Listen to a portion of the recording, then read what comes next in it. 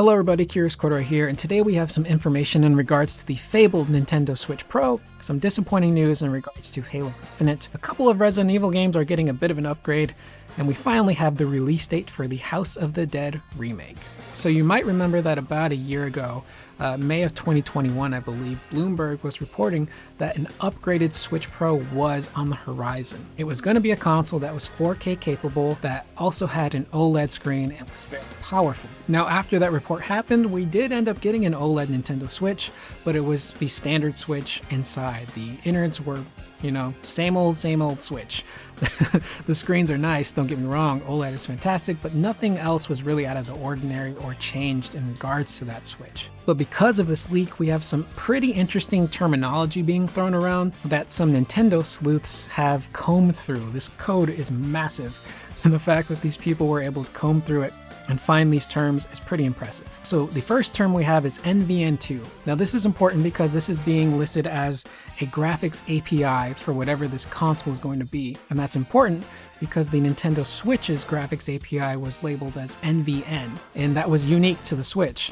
So it stands to reason that NVEN2 could possibly lead to a successor of sorts. Another really big, I don't know if it's a red flag or green flag, would be the two letters of NX. This console device is using NX as a code name. The previous Nintendo Switch also used NX as its code name before Nintendo had finalized Switch. You put two and two together, it stands to reason that we might be getting a new Switch. And this graphics API structure is going to be utilizing things like ray tracing, which requires a lot of GPU power. DLSS 2.2, which is Nvidia's version of super sampling, which allows a game to up its resolution and performance without hitting the hardware super hard.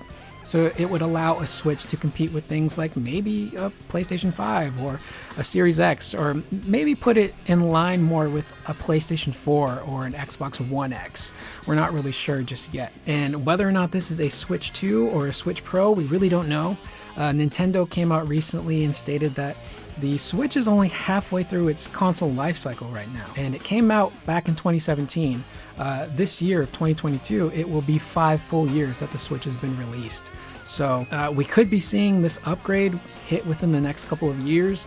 It's really hard to say because we're still dealing with a really large chip shortage in the electronics industry, which is, going to keep Nintendo from manufacturing a device like this. But based on the leaks here, it sounds like this could be a machine that is very powerful and beefy and could potentially be on par with something like a PlayStation 4 or somewhere in between a PS4 and PlayStation 5. And for a handheld, that's pretty impressive. And as a gaming fan, I'm excited because I feel like the last time Nintendo had a really beefy console was with the GameCube. That was a system that could go toe-to-toe with a PS2 and even an Xbox sometimes, and it produced one of the best looking games of that generation in Resident Evil Remake. So to finally be getting a Nintendo console that could potentially be very powerful, it's really, really exciting news. As for the name, it's out there, Nintendo. I'm not going to be the first person to recommend this. I'm going to be the last to recommend it. But Super Nintendo Switch.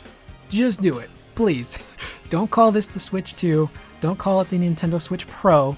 Super Nintendo Switch. That tells everybody what they need to know. This is the Switch, but Super version. Straight to the point. Sounds great. It plays on nostalgia, and it's there. It is there. Please just take it, Nintendo. Listen to the fans on this one. Call it the Super Nintendo Switch. Up next, we have the disappointing news in regards to the co-op section of Halo Infinite. Unfortunately, 343 has told us that it is now being delayed. Originally, this co-op campaign mode was supposed to drop on May 3rd, along with the Season 2 content for Infinite's multiplayer. But unfortunately, they're having some issues developing this co-op mode. It's going to take a lot more time and effort to really get this right. I know they want to focus heavily not only on the 4-player online aspect of this, but they also want to do couch co-op, which really, in this day and age of COVID, maybe isn't very popular. But still, to have a split-screen 2-player experience that you can utilize if you want, without, bad performance, it does take a lot, unfortunately, to get that working properly. So unfortunately, Halo Infinite seems to be going through a really, really troubled development cycle. The game clearly came out way before it was ready to be. In all honesty, they probably should have delayed this game another year before it came out, but Microsoft needed it They needed something for the Xbox, they needed something for Game Pass, so they kind of seemingly rushed it out the door before it was ready. It kind of seems like the reception to the game is pretty mixed. I played the multiplayer for about a week, maybe 2 weeks, and after that I felt like I had my fair share of it. I didn't really want to play it anymore. My friends don't play it anymore. But I'm really interested to see what the consensus is out there on Halo Infinite, because this game's been out for a few months now. It clearly wasn't ready to come out. So I really am curious as to what people think about not only the multiplayer experience, but the campaign. Because I heard a lot of mixed things about the campaign. Some good, some not so good. So unfortunately, we're going to have to wait a little bit longer before we can play the co-op with our buddies, which is what I'm still waiting for. I have yet to play the campaign. I want to sit down and play it with a friend, Can you blame me? Up next, we have information regarding the remakes of Resident Evil 2, Resident Evil 3, and Resident Evil 7. They will be receiving free, yes, I said it, free next-gen upgrades across PlayStation 5, Xbox Series X, and PC. So these patches would include support for 3D audio, ray tracing, and high frame rate. Now, the PC version already has an unlocked frame rate, so this might not be too big of a jump for the PC iteration, but on the console side, I'm really excited to see what kind of upgrades this patch will bring. They did show us some screenshots of all 3 games, and they look nice, but this is going to be one of those things that you're going to need to see in motion to really appreciate what exactly they changed. Are we potentially going to get 2 modes, like a performance mode or a resolution mode? I know Horizon Forbidden West uses both of those to really great effect, so we might see something similar for these Resident Evil games. They already perform really well as is on current gen hardware, so to get these bonuses like 3D audio, ray tracing, it's going to be really cool. I know some people have complained that Resident Evil 2 has super shiny floors, which does look a little weird. That doesn't really bother me. I think it looks kind of cool, to be honest. But I'm really looking forward to going back, especially to Resident Evil 2. I make it an effort to speedrun that game multiple times, at least once a year. I'm a very nostalgic individual, so usually in January, when it's cold outside and there's snow, I like to sit down and speedrun through that game over and over again, because it reminds me of, what life was like when that game came out in 2019.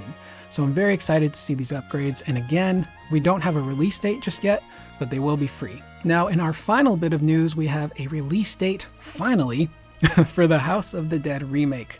The game will be released on April 7th of this year, although pre-orders will start on March 31st. As of right now, I think this is a timed exclusive for the Nintendo Switch, but hopefully afterwards it will migrate over to PC, maybe PlayStation consoles, as well as Xbox consoles.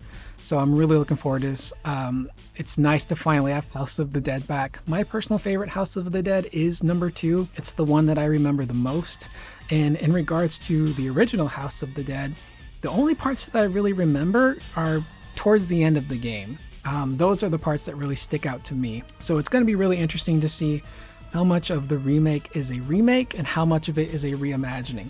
Throwing back to Resident Evil 2 Remake, that was the perfect blend of remake and reimagining. RE3 was more of a reimagining than it was a remake, which turned a lot of people off, but I'm really excited to have House of the Dead back and to see what they do with it. They also did release some information in regards to the game. If you're playing the game docked, it will be 720p at 60 frames per second. If you're playing it in handheld, it will still be 720p, but the frames will drop to 30. We also got some bonus information in regards to the game's content.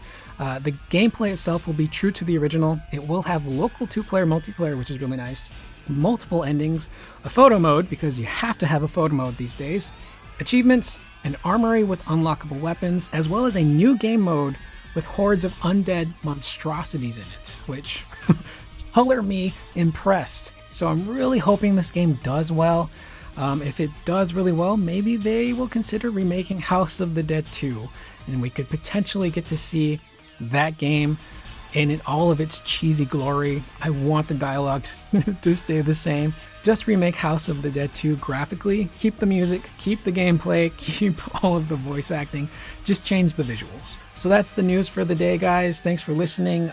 If you want any information, I will leave the articles in the description below if you would like to read further on these news stories. Let me know what you think in the comments below in regards to these Switch rumors. It really feels like these rumors have been circulating since the Switch first released.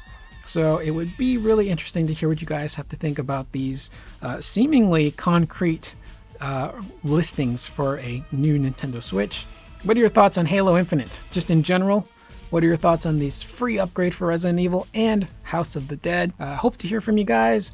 I will see you guys in the next video, and as always, be excellent to one another.